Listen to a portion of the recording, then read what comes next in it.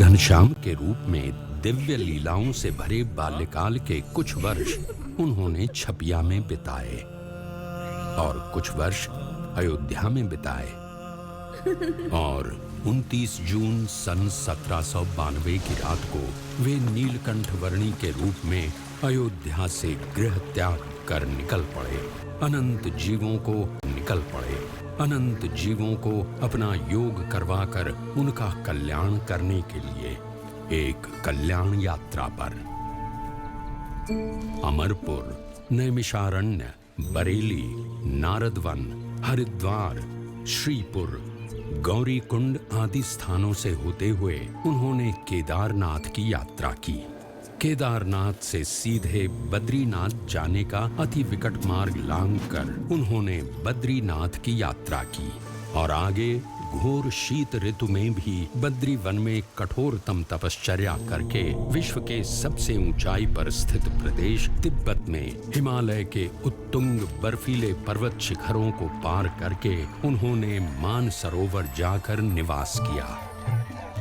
पुनः बद्रीनाथ आकर वहां से गौमुख, गंगोत्री, हरिद्वार, अयोध्या आदि स्थानों से होते हुए वे वंशीपुर आकर रहे और अयोध्या से गृह त्याग करने के लगभग 1 वर्ष की यात्रा के बाद नीलकंठ वर्णी बढ़ चले वंशीपुर से मुक्तिनाथ की ओर।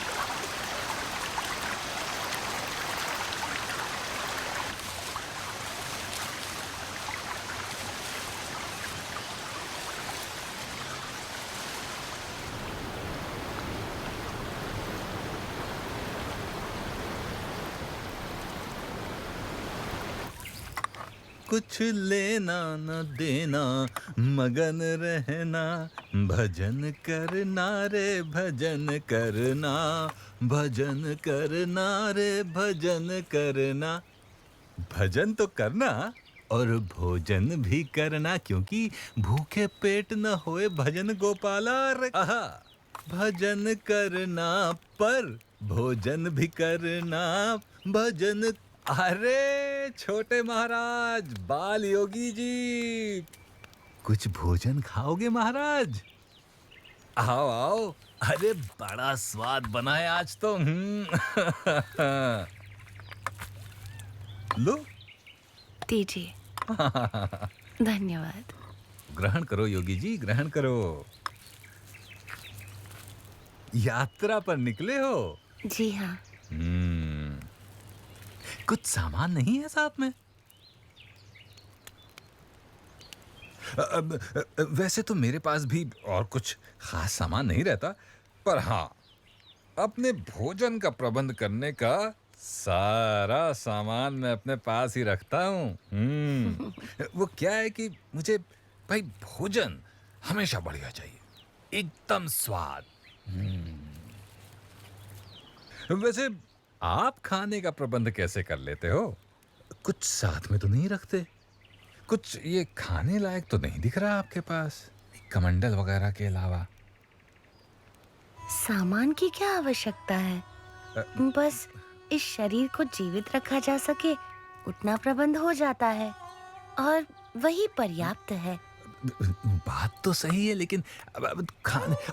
अरे अरे अरे अरे महाराज, अरे ये क्या कर रहे हैं छोटे योगी जी? अरे अरे अरे सत्यानाश, सारी मेहनत पानी में मिला दी आपने। ऐसे पानी मिलाकर भोजन कौन करता है महाराज?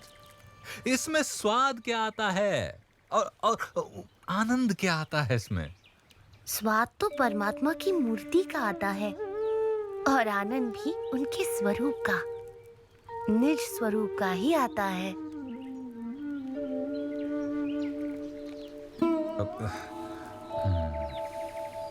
पर इतना स्वादिष्ट भोजन जो बनाया था, हैं, उसका क्या है? योगी के लिए परमात्मा की भक्ति ही भोजन है और परमात्मा की मूर्ति का सुख ही उसका स्वाद है।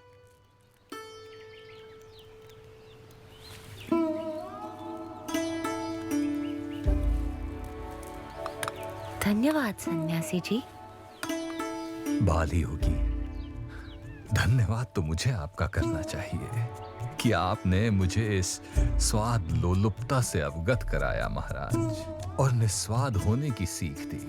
कुछ लेना न देना, मगन रहना, और भोजन नहीं, अब भजन ही करना। भजन करना रे, भजन करना।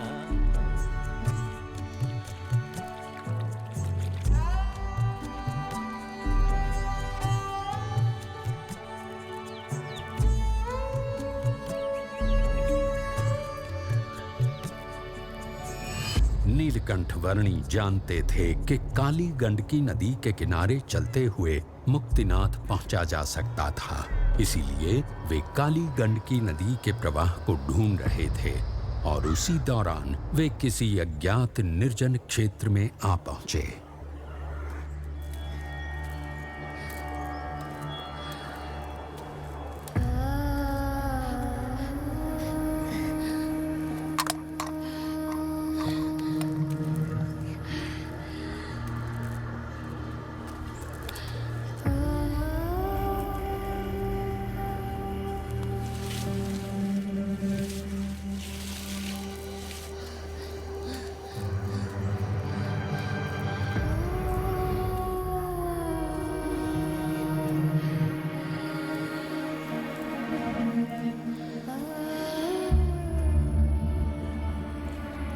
इस सुनसान क्षेत्र में धरती पर खाने या पीने के लिए कुछ भी नहीं था और आकाश में शिकारी पक्षियों के झुंड किसी भी पशु या मनुष्य के शरीर को अपना भोजन बनाने के लिए आतुर थे।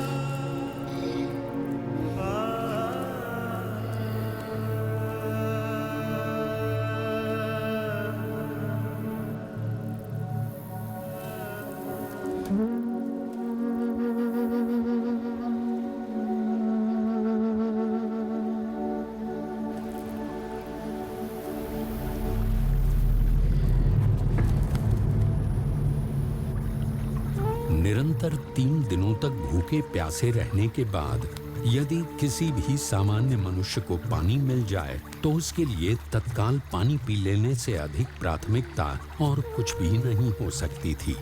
परंतु नीलकंठ वर्णी के लिए ऐसी विपरीत परिस्थितियों में भी सबसे अधिक प्राथमिकता थी उनकी भक्ति।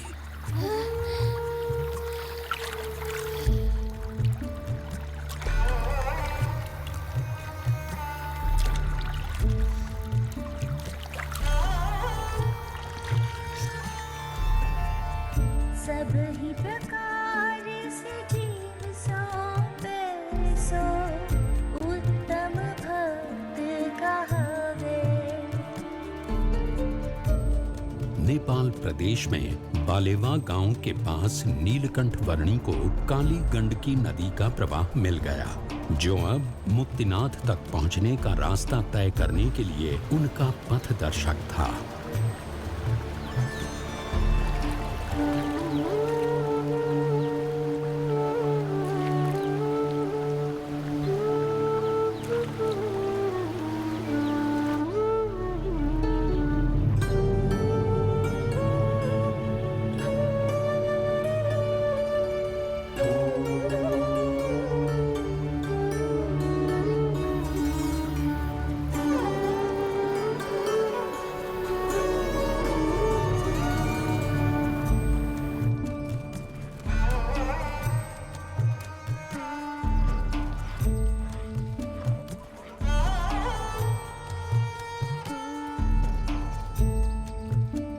और इसीलिए रोज सुबह सबसे पहले भगवान की पूजा प्रार्थना करनी चाहिए और उसके बाद ही बाकी सब कामों की शुरुआत करनी चाहिए। अन्नपूर्णा पर्वत श्रृंखलाओं के बीच से बहती काली गंडकी नदी के किनारे उत्तर की ओर बढ़ते हुए नीलकंठ वर्णी मुक्तिनाथ पहुंचने का रास्ता तय करने लगे।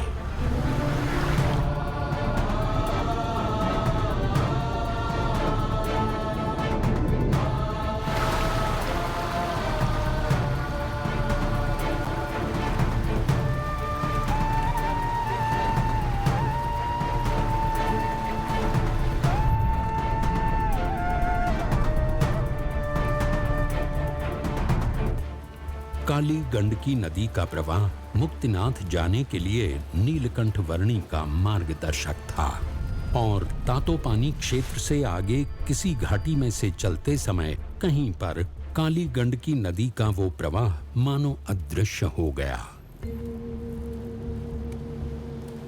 उस प्रवाह को ढूंढ लेना अनिवार्य था।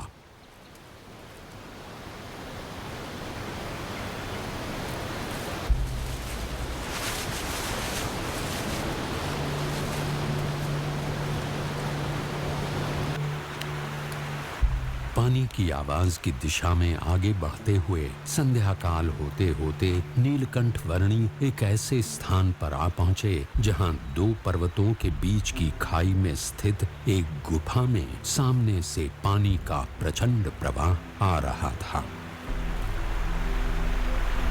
मुक्तिनाथ पहुंचने के लिए यदि काली गंडकी नदी को पुनः पाना था तो यहीं से होकर जाना था। ऐसा निश्चय करके नीलकंठ वर्णी इस भयानक गुफा में से बहते हुए पानी के प्रचंड प्रवाह का सामना करते हुए आगे बढ़ने लगे।